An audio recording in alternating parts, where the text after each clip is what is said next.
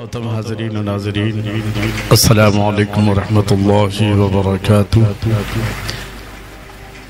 تحریک سنی جماعت اصلاحی اور جماعت اتحاد المسلمین فاؤنڈیشن کے زیر نگرانی یہ ہفتہ واری بزم تفسیر قرآن کے سیزن 2 کا آج 67واں یعنی 67واں سیشن ہے، جس کا موضوع ہے ناموس رسالت اور اعلیٰ حضرت، کیونکہ آج کی شب اعلیٰ حضرت کی شب ہے، یعنی 25ویں شب لگ چکی ہے اور کل 2:38 پر غالباً حضور سید اعلیٰ حضرت امام احمد رضا فاض بریلوی رحمۃ اللہ علیہ کا جو ہے وصال کا وقت ہے، آپ کا جو قل شریف کا وقت ہے، لہٰذا میں اس تعلق سے بھی گفتگو کروں گا اور انشاءاللہ گفتگو کے بعد اعلیٰ حضرت کے تعلق سے نیاز بھی ہوگی،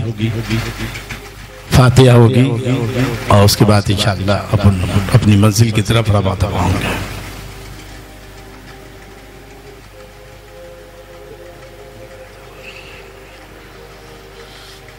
الحمد لله رب العالمين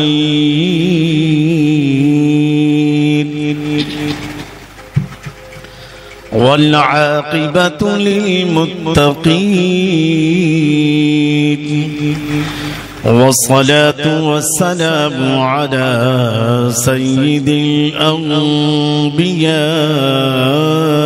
والمرسلين وعلى آله وأصحابه أجمعين، أما بعد فأعوذ بالله من الشيطان الرجيم، بسم الله الرحمن الرحيم، إنا كفيناك المستهزئين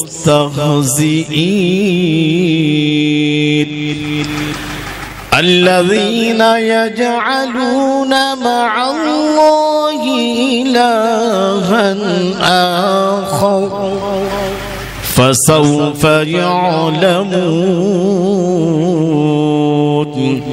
آمنت بالله صدق الله العظيم وبلغنا رسوله النبي الأمين الكريم، ونحن على ذلك لمن الشاهدين والشاكرين، والحمد لله رب العالمين۔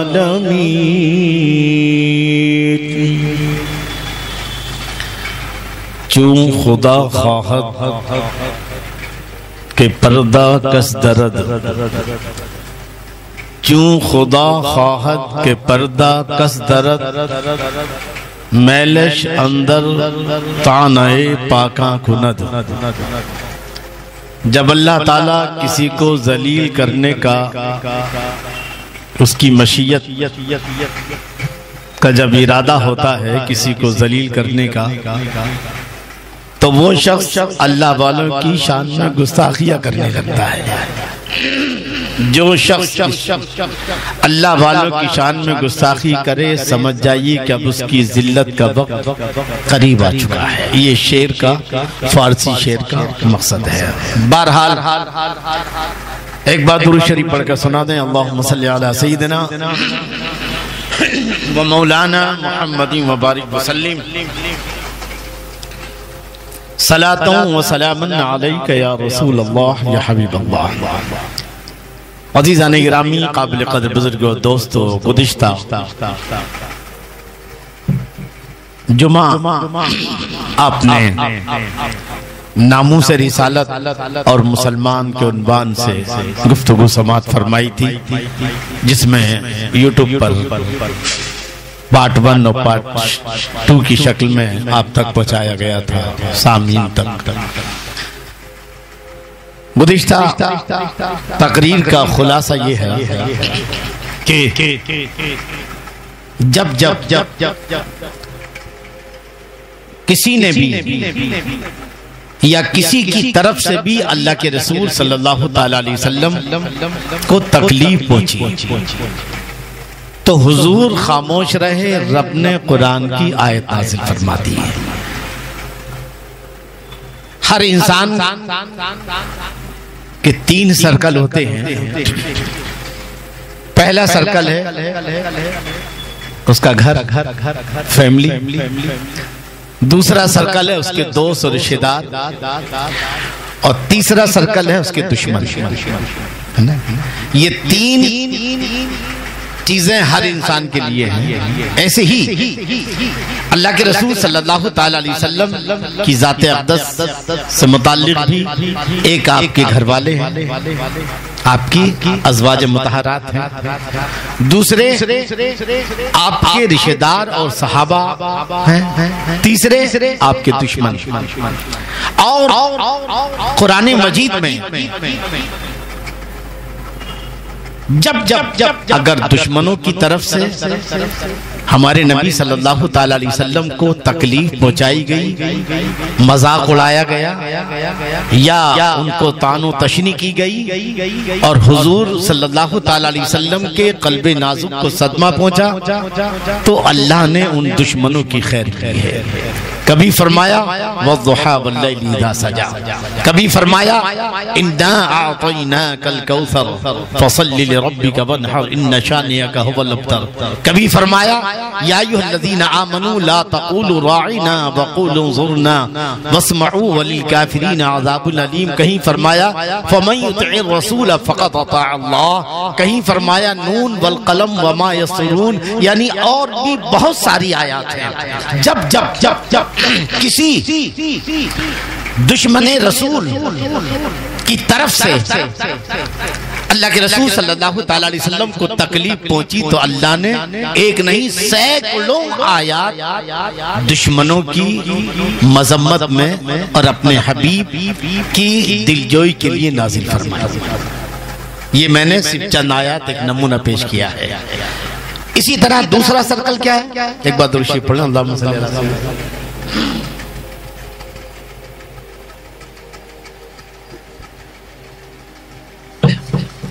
دوسرا سرکل ہے آپ کے صحابہ اور رشتہ دار ہوتا ہے۔ رشتہ دار میں ابو لہب جیسے لوگ ہیں۔ جی ابو لہب نے گستاخی کی، کیا کہا؟ تبا لک سائر الیوم، اے محمد تو نے ہمیں اس لیے بلایا کہ تو اپنے خدا کی وحدانیت کا ہم سے اقرار کروائے اور اپنی رسالت کا اقرار کروائے، تیرے دونوں ہاتھ ٹوٹ جائیں، نعوذ باللہ۔ حضور خاموش ہے، اللہ نے سورہ تبت یدا نازل فرماتی۔ ایسی دیگر موقع پر بھی رہا صحابہ کرام جو آپ پر جان نچھاور کرتے تھے، تن من دھن، جو محبت محمد صلی اللہ تعالی علیہ وسلم کے صحابہ نے محمد سے فرمائی ہے، کی ہے، ایسی محبت نہ پہلے کسی نے کی ہے نہ ہی بعد میں کوئی کرے گا۔ بے مثل و بے مثال نبی کے صحابہ بھی محبت کے معاملے میں بھی بے مثل و بے مثال ہے، لیکن اس کے باوجود جب صحابہ کرام کی طرف سے کوئی تکلیف دے بات نبی تک پہنچی تو اللہ نے فوراً آیت کریمہ نازل فرما دی۔ سورہ حجرات کی 3-4 آیتیں اس بات پر گواہ ہیں۔ یا ایھا الذین آمنوا لا تقدموا بین یدی اللہ ورسولہ، کچھ صحابہ کرام نے حضور سے پہلے قربانی کر لی، حضور سے پہلے نماز پڑھ لی۔ اللہ نے فرمایا میرے نبی سے آگے نہ پڑھو، بلکہ کیا کہا؟ لا تقدموا بین یدی اللہ ورسولہ، اللہ اس کے رسول سے آگے نہ بڑھو۔ اور ایک صحابی جو اونچا سنتے ہیں، کیا سنتے ہیں؟ اور اونچا سننے والے کی مجبوری یہ ہے کہ وہ خود تو اونچا سنتا ہے، سامنے والے کو بھی یہ ہے کہ وہ بھی اونچا سنتا ہے۔ تو وہ خود بھی زور سے دوسرے سے بھی زور سے بلواتا کیونکہ اس کو آواز کم آتی، اور وہ خود بھی زور سے بولتا کیونکہ سامنے والے کو اونچا ہے۔ تو ایک صحابی ان کی مجبوری تھی، لیکن اللہ کی رحمت کو یہ بھی گوارا نہیں ہوا کہ ہزار مجبوری ہو، کسی کی آواز میرے نبی کی آواز سے اونچی ہو جائے۔ کیا فرمایا؟ یا ایھا الذین آمنوا لا ترفعوا اصواتکم فوق صوت النبی، اے ایمان والو تمہاری آواز نبی کی آواز سے اونچی نہیں ہونی چاہیے، اور جب تم نبی کی بارگاہ میں رہو تو اس طرح بات نہ کرو جیسے آپس میں بات کرتے ہو، بلکہ انتہائی ادب و احترام کے ساتھ۔ یعنی ایک صحابی سے حضور صلی اللہ تعالی علیہ وسلم کی شان میں ذرا سی بے ادبی ہوئی، وہ بھی مجبوراً، لیکن اللہ نے یہ بھی گوارا نہیں فرمایا کہ کسی صحابی رسول کی طرف سے حضور کی شان میں ذرا سی بے ادبی وہ بھی مجبوراً ہو جائے، بے خیالی میں ہو جائے، وہ بھی مجبوراً ہو جائے۔ نہیں، اللہ نے فرمایا اے ایمان و آج بھی یہ آیت حضور کے گنبد کے اوپر، آپ کے مواجہ اقدس کے اوپر لکھی ہوئی ہے، جہاں حاجی لوگ حضور کی بارگاہ میں سلام پیش کرتے ہیں۔ مواجہ اقدس وہ سنہری جالی کہ جو سب سے پہلا جو گول دائرہ جو حضور صلی اللہ تعالی علیہ وسلم کے مبارک چہرے کے سامنے ہے، جی اس کے بعد دو چھوٹے دائرے ہیں، حضرت صدیق رضی اللہ تعالیٰ نے، حضرت عمر فاروق، تو ان کے اوپر جو آج بھی آیت لکھی ہے، اور آج بھی کوئی بھی سلام پیش کرتا ہے تو کسی کی مجال ہے کہ آواز کے ساتھ نہیں، جو بھی سلام پیش کرنا انتہائی جو ہے دھیمی آواز، یعنی اتنی کہ تمہیں آواز آئے بس۔ یعنی آج بھی میرے نبی آرام فرما رہے ہیں، اور کسی کی آواز سے میرے نبی کے آرام میں خلل، آج بھی یہ آیت لکھی ہے۔ نزدیوں نے اگرچہ بہت سارے نشانات مٹا دیے ہیں، مگر آج یہ آیت آج بھی لکھی ہے، اور آج بھی دنیا کو درس دے رہی ہے۔ ایمان والو، نبی کی ذات اور کمالات تو بہت دور کی بات ہے، تمہاری آواز نبی کی آواز سے کیا ہونی چاہیے؟ پست ہونی چاہیے۔ آگے بھی آیت ہے۔ بہرحال تو یہ صحابت ہے۔ اب آئیے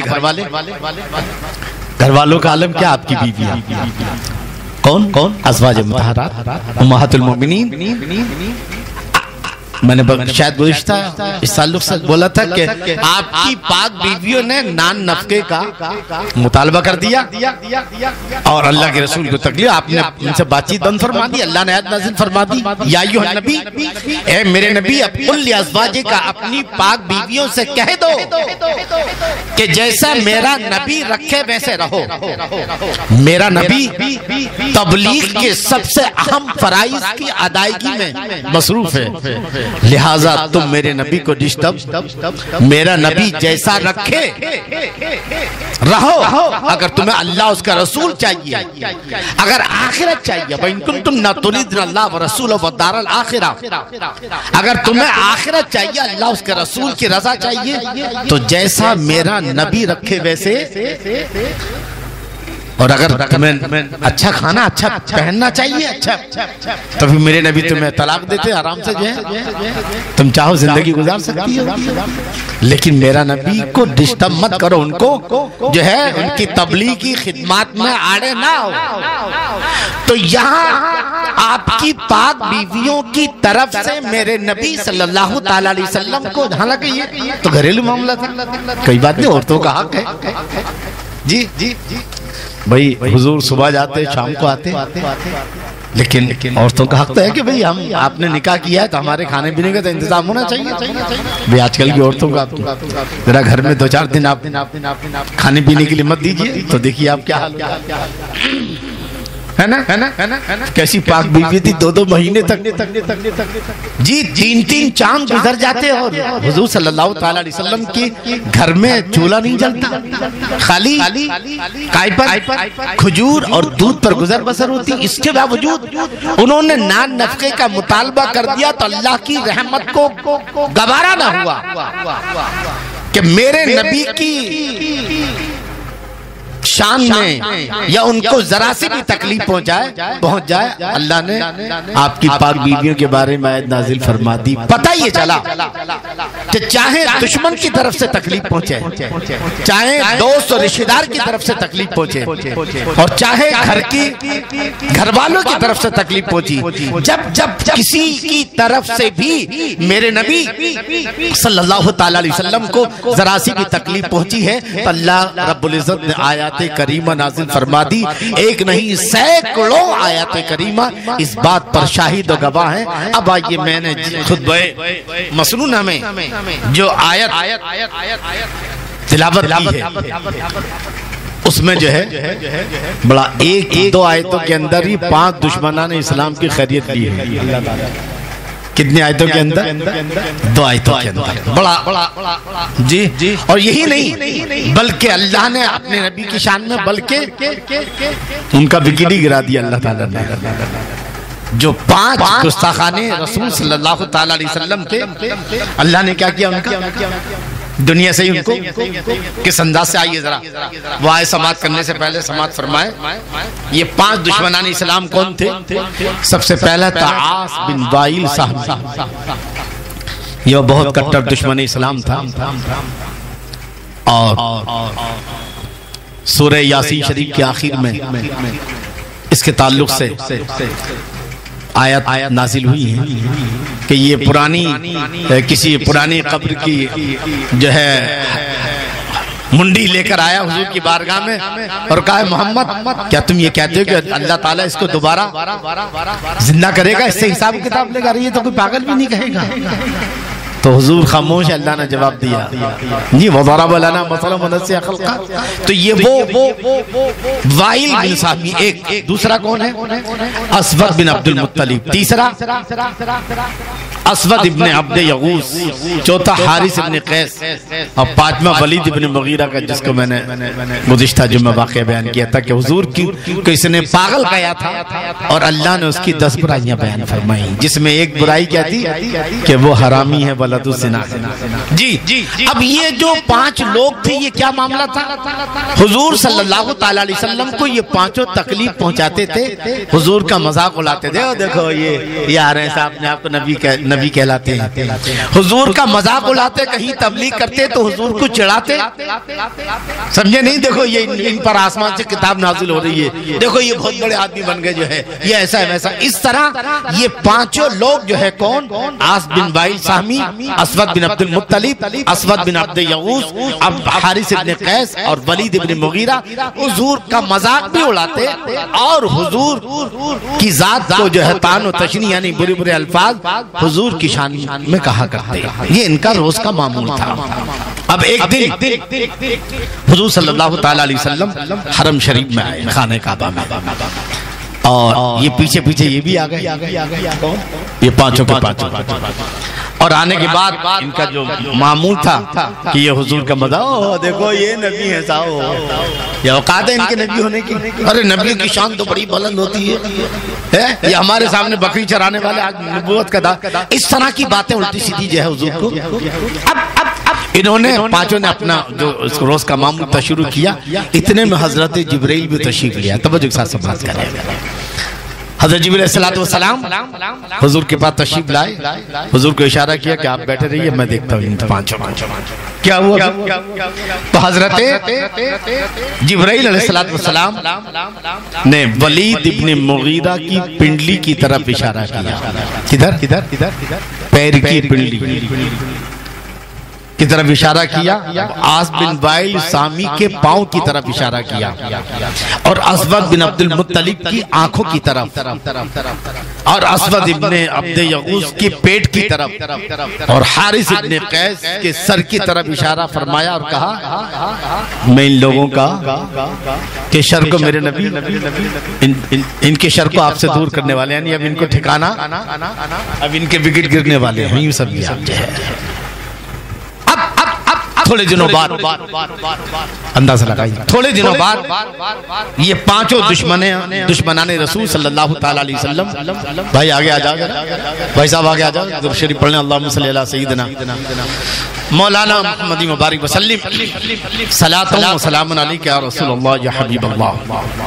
یہ 5 دشمنان اسلام تھے. کون؟ آس بن وائل سہمی، اسود بن عبد المطلب، اسود بن عبد یغوث، حارث بن قیس اور ولید بن مغیرہ۔ حضرت جبریل نے ایک کی پنڈلی کی طرف، ایک کے پیر کی طرف، ایک کے پیٹ کی طرف، ایک کی آنکھوں کی طرف اور ایک کے سر کی طرف اور جو لاسٹ میں ایک کے ناک کی طرف اشارہ فرمایا، پانچوں کا الگ الگ۔ اب اس کے بعد کیا ہوا؟ اشارہ ہو گیا ختم۔ اب کچھ دنوں کے بعد یہ پانچوں دشمنان اسلام طرح طرح کی بلاؤں میں مبتلا ہو گئے۔ اول کی باری آتی ہے ولید ابن مغیرہ، یہ ایک تیر بیچنے والے کی دکان کے پاس سے گزر رہا اور تیر کا جو پیکان رہتا ہے نا، مطلب جو اوپر کا جو لوکھن کا جو رہتا ہے، وہ دکان سے اڑ کر کے اس کے تیمن میں گھس گیا۔ گزر رہا تھا، وہ بنا رہا تھا تیر، اب تیمن میں جب اس کے گھسا تو اب یہ جھک کر کے چاہتا تھا اس کو نکال دیتا، گھمنڈ اتنا گھمنڈ تھا اس کو کہ کھڑے کھڑے جو ہے تیمن کو جھٹک رہا ہے تاکہ وہ گر جائے۔ اس جھٹکنے میں اس کی پنڈلی زخمی ہو گئی۔ کیا ہو گیا؟ اور اتنی زخمی ہوئی کہ پھر وہ زخم اچھا نہ ہوا، اسی زخم میں یہ تڑپ تڑپ کر مر گیا صاحب۔ کون؟ کیا نام بتایا میں نے؟ ولید بن مغیرہ۔ اب دوسرے کا نمبر آس بن وائل سہمی، اس کے پاؤں میں کانٹا چپ گیا۔ کیا چپ گیا؟ اس کے پاؤں میں کانٹا چبھا، جس سے اس کے پاؤں میں زہر بعد یعنی ایک بیماری ہوتی ہے، پورا زہر پھیل جاتا ہے اور اس کا پاؤں پھول کر اونٹ کی گردن کے برابر ہو گیا اور پھر وہ اسی تکلیف میں کراتے کراتے مر گیا صاحب۔ تیسرا اسود بن عبد المطلب، حضرت جبریل نے اس کی آنکھوں کی طرف اشارہ کر کے اشارہ کیا تھا تو اس کے آنکھوں میں ایسا درد اٹھا کہ یہ اندھا ہو گیا اور درد کی شدت سے یہ بے قراری میں اپنا سر دیواروں میں مارتا تھا تاکہ سکون ملے، اور اسی دیواروں میں اپنا سر مارتا اسی بے چینی میں آخر یہ بھی اسی حالت میں مر گیا اور یہ کہہ کر کے مرا کہ محمد نے مجھے قتل کیا ہے۔ یہ سمجھ گیا کہ ادھر سے ہی سب کچھ چل رہا ہے۔ چوتھا کون؟ اسود بن عبد یغوث، اللہ نے اس کو پیاس کی بیماری دی، جیسے پیاس لگتی تھی اور جیسے پیاس لگتی اس کا پیٹ پھولتا رہتا اور پھولا اور پھولا اور پھولا اور اسی چکر میں جو ہے پیٹ پھٹ گیا اور یہ مر گیا۔ پانچواں کون تھا؟ حارث بن قیس، جو پانچواں گستاخی رسول تھا۔ اس کی ناک سے خون اور پیپ بہنے لگی اور یہ بھی خون اور پیپ ایسی بہی کہ روکے سے کسی بہت ملات کیا حکیموں نے مگر آرام نہ ہو سکا۔ یہ پانچوں گستاخان رسول اب اس طرح سے مختلف بیماریوں میں مبتلا ہو کر کے جہنم واصل ہو گئے۔ اللہ نے ان پانچوں گستاخوں کے واقعے کو دو آیتوں میں بیان فرما دیا ہے، توجہ کے ساتھ سماعت کریں۔ کون سی آیت ہے؟ اِنَّا كَفَيْنَاكَ الْمُسْتَهْزِئِينَ الَّذِينَ يَجْعَلُونَ مَعَ اللَّهِ إِلَٰهًا آخَرَ فَسَوْفَ يَعْلَمُونَ۔ کون سا پارہ ہے یہ؟ 14 پارہ، سورہ حجر کی آیت نمبر 95 اور 96۔ اللہ ارشاد فرماتا ہے اِنَّا كَفَيْنَاكَ الْمُسْتَهْزِئِينَ، بے شک ان ہنسنے والوں پر، ان ہنسنے والوں کو ہم انجام تک پہنچائیں گے۔ اللہ فرما رہا ہے، خلاصہ بتا رہا ہوں، ان ہنسنے والوں پر ہم تمہیں کفایت کرتے ہیں، یعنی ہم تمہیں ان سے نجات دیں گے اور ان کو انجام تک پہنچائیں گے۔ جو اللہ کے ساتھ دوسرے کو معبود ٹھہراتے ہیں اب یہ جان لیں گے کہ گستاخی رسول کی سزا، میرے نبی کی گستاخی کی سزا کیا ہے۔ تو اللہ تعالیٰ نے جو ہے ان پانچوں جن کا کام یہی تھا کہ حضور جب بھی کہیں تبلیغ کے لیے جاتے باہر نکلتے یہ پانچوں حضور کے پیچھے پیچھے جاتے اور جو ہے حضور کا مذاق اڑاتے، ارے دیکھو یہ نبی بنتے پھر رہے ہیں، ان پر آسمان سے کتاب نازل ہو رہی ہے، اور حضور کی شان میں گستاخی کرتے اور لوگوں کو بہکاتے، ارے یہ نبی بھی کچھ نہیں ہے۔ اللہ تعالیٰ نے ان پانچوں کو جو ہے انجام تک پہنچایا اور یہ بری بری بیماریاں مبتلا ہو کر ختم ہو جاتے ہیں۔ اللہ نے یعنی اندازہ لگائیے کہ اپنے حبیب صلی اللہ تعالیٰ علیہ وسلم سے اللہ کو اتنا پیار ہے، اتنی محبت ہے۔ میں نے ابھی بتایا کہ اگر کسی دشمن کی طرف سے اگر کوئی بھی ذرا سی تکلیف میرے نبی کے پہنچی ہے تو اللہ نے آیت نازل فرما دی ہے، اگر دوستوں اور رشتہ داروں کی طرف سے پہنچی ہے تو آیات نازل فرما دی ہیں، یہاں تک کہ آپ کی پاک بیویوں کی طرف سے بھی اگر حضور کی ذات کو ذرا سی تکلیف پہنچی ان کو بھی اللہ نے ان کے لیے آیت نازل فرما دی۔ اور یہاں پانچوں گستاخان رسول جو میرے نبی کو جو ہے مذاق اڑاتے، ان کے لیے انہیں گالیاں دیتے اور طرح طرح کی باتیں، اللہ نے جو ہے ان کو واصل جہنم پہنچانے کے بعد ساری دنیا کو قیامت تک بتا دیا، اے لوگو مجھے اپنے نبی سے اس قدر پیار ہے کہ جو میرے نبی کی گستاخ شان میں گستاخی کرے گا اس کو آخرت کا عذاب تو ملتا ہی ملتا ہے، پکا ہے، لیکن کبھی کبھی دنیا کے عذاب میں بھی جو ہے وہ مبتلا ہو جایا کرتا ہے۔ بہرحال میں عرض کر رہا تھا کہ حضور صلی اللہ تعالی علیہ وسلم کی شان وہ عظیم شان ہے کہ جس پر ایک چیز اور سمجھ لیں کہ ہم کو جو بھی ملا ہے وہ اللہ کے رسول کی ذات سے ملا۔ اللہ ملا ہے، کس سے ملا؟ کس نے بتایا کہ اللہ خدا ہے؟ یہ ساری دنیا تو بتوں کی پوجا کر رہی تھی، حضور نے۔ ایمان ملا ہے، کچھ بھی ملا ہے، اسلام کی الف سے لے کر یا تک، زید اے سے لے کر زید تک، مسلمانوں کو ایمان والوں کو جو بھی ملا ہے وہ سب نبی کے نبی سے ملا۔ دینے والا رب ہے، دینے والا، لیکن جو بھی ملا اللہ کے رسول کی بارگاہ سے ملا ہے۔ اگر خدا ایک ہے یہ کس نے بتایا ہے؟ یہ اللہ نے بتایا ہے۔ اگر جو ہے میں نبی ہوں یہ بھی انہوں نے بتایا، جنت حق ہے یہ بھی انہوں نے بتایا، دوزخ حق ہے یہ بھی انہوں نے بتایا، سارے رسول و فرشتے حق ہیں، سب کچھ جو ہے عقیدے سے لے کر حکام تک، یعنی اسلام کی کوئی ایک ایسی چیز نہیں ہے جو حضور کی بارگاہ سے ہٹ کر کے کسی اور جگہ ملی ہو۔ تو گویا کہ حضور صلی اللہ تعالی علیہ وسلم پورے اسلام کی بنیاد قائم پر ہے، میرے آقا صلی اللہ تعالی علیہ وسلم کی ناموس پر، عزت پر۔ تو اگر کوئی گستاخ جو ہے نبی کی شان میں گستاخی کرتا ہے اور جو ہے لوگوں کو برگلاتا ہے تو گویا اسلام کی جو سب سے پہلی اینٹ ہے، اسلام کا جو مین بنیادی فاؤنڈیشن ہے وہ ہے ناموس رسالت، یعنی نبی کا احترام، کیونکہ اسلام پورا کا پورا جو ہے وہ محمد کا پیغام ہے۔ اسلام میں جو بھی ہے وہ نبی کا دیا ہوا ہے، نبی نے لوگوں کو دیا ہے، اللہ نے نبی کو دیا، نبی نے اس کو۔ تو اگر حضور کی تعلق سے ہی اگر کسی کے دل میں کوئی ذرا سی بھی جو ہے ایک بال بھی پیدا ہو جائے تو یقیناً وہ ایمان والا کہلانے کا حق نہیں پہنچتا۔ اس لیے تو اللہ نے کیا فرمایا؟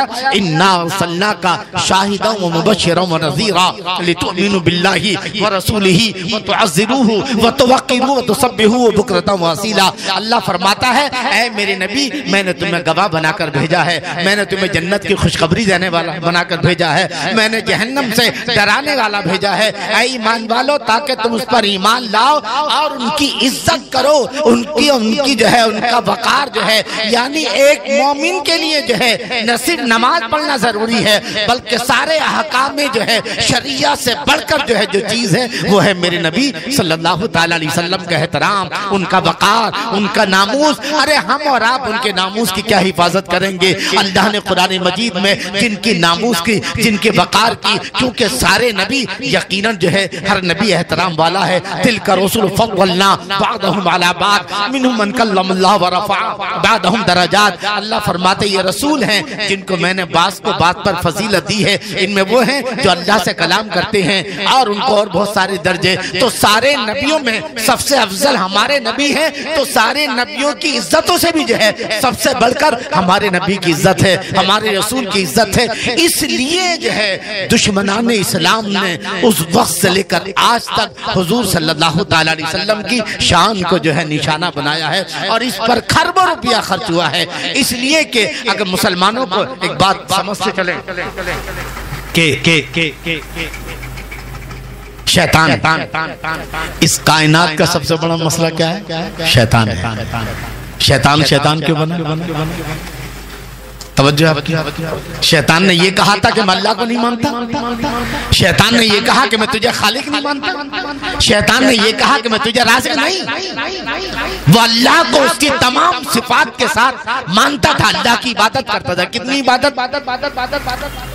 6 کروڑ سال کی عبادت جو ہے، اور اس کتاب میں جو ہے ایک جگہ پر، لیکن ابھی وہ مجھے ملے گا نہیں ذہن میں، نہیں، اس کے بڑے بڑے مقام تھے، اس کے جو ہے اس کو بہت زیادہ عہدے دیے گئے تھے شیطان کو، لیکن کیا ہوا؟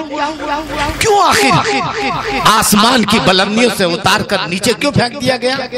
صرف ایک کام غلط کیا، کون سا والا؟ کون سا؟ حضرت آدم کی عزت نہیں کر سکا، حضرت آدم کو جو ہے تعظیمی سجدہ نہ کر سکا، صرف اتنی بات ہے۔ توجہ آپ کی، اس کے سجدے کتنے ہیں؟ اگر اس کے سجدوں کو زمین پر بچھایا جائے تو پوری زمین میں ایک رائی کے دانے کے برابر بھی جگہ خالی نہ بچے، اتنے سجدے ہیں۔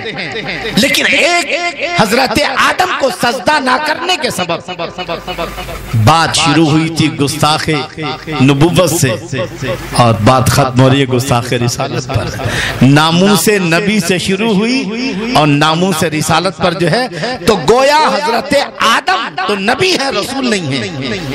سب سے پہلے نبی کون ہے؟ حضرت آدم، اور سب سے پہلے رسول کا نام معلوم ہے کوئی جو آپ میں سب سے پہلے رسول کا نام بتا دے؟ آخری رسول تو ہمارے نبی ہیں، نہیں، وہ بھی بعد میں ہے۔ سب سے پہلے رسول کا نام ہے حضرت ادریس علیہ السلام، کیا نام ان کا؟ اور ان کا نام ادریس نہیں ہے، ان کا نام ہے اخنوخ۔ کیا نام ہے؟ اخنوخ۔ کیا نام؟ اخنوخ۔ ان پر اللہ نے، یہ حضرت آدم علیہ السلام کے پوتے، حضرت شیس علیہ السلام کے بیٹے ہیں۔ حضرت آدم کے 2 بیٹے کا واقعہ سنا ہوگا نا، حابیل و قابیل کا۔ حابیل کا تو مار دیا تھا قابیل نے، ہے نا، اور قابیل خود بھی مشرک ہو کے مر گیا تھا، ہے نا۔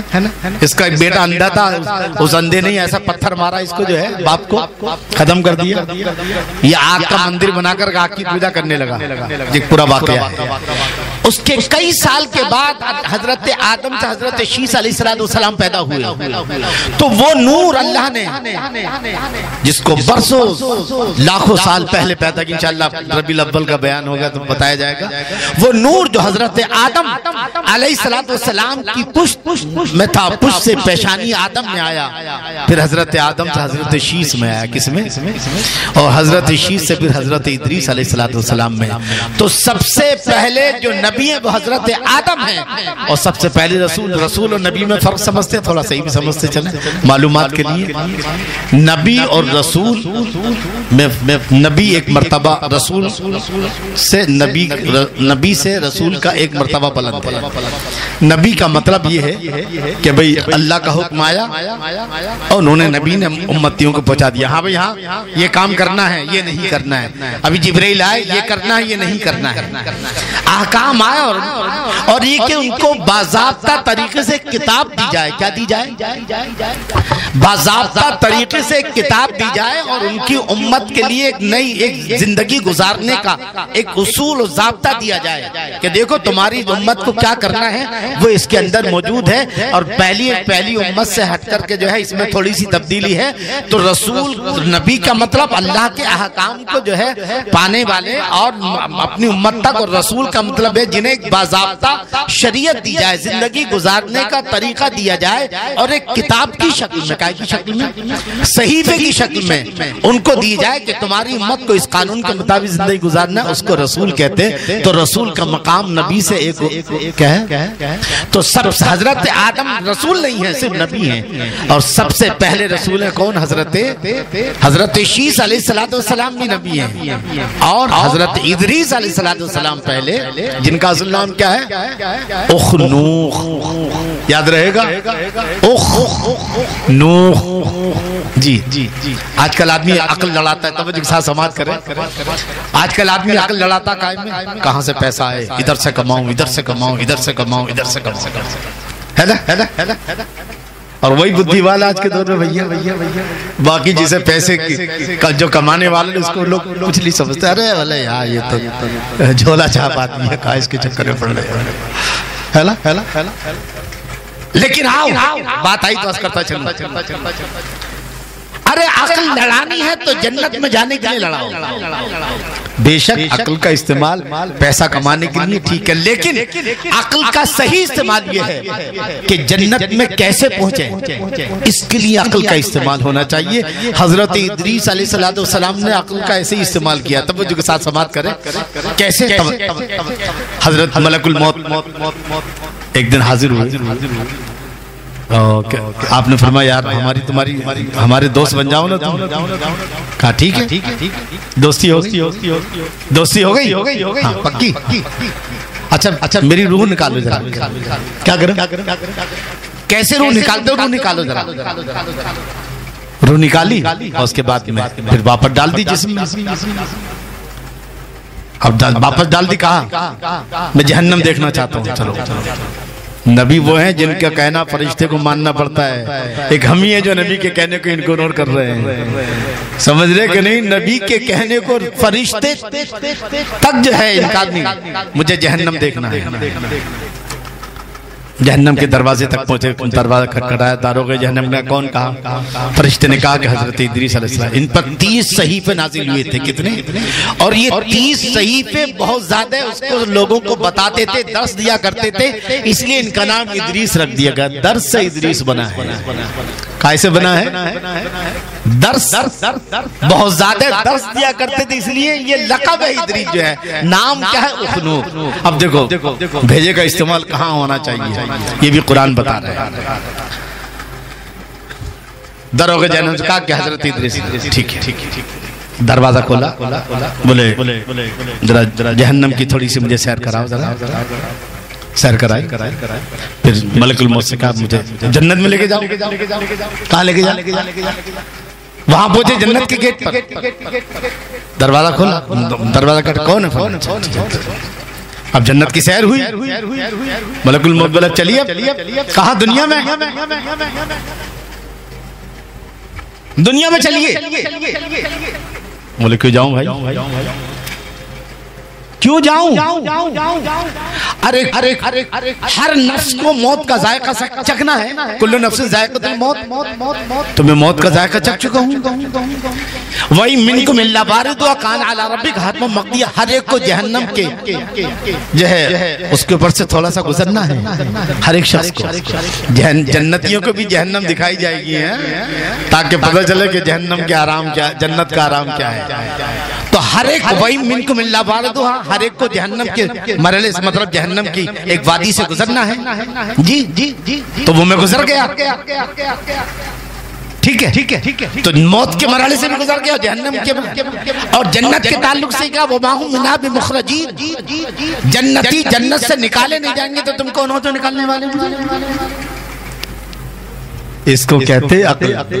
یہاں عقل لڑانی چاہیے۔ جی توجہ آپ کی نہیں؟ کس طرح سے دوستی کا فائدہ اٹھایا ہے؟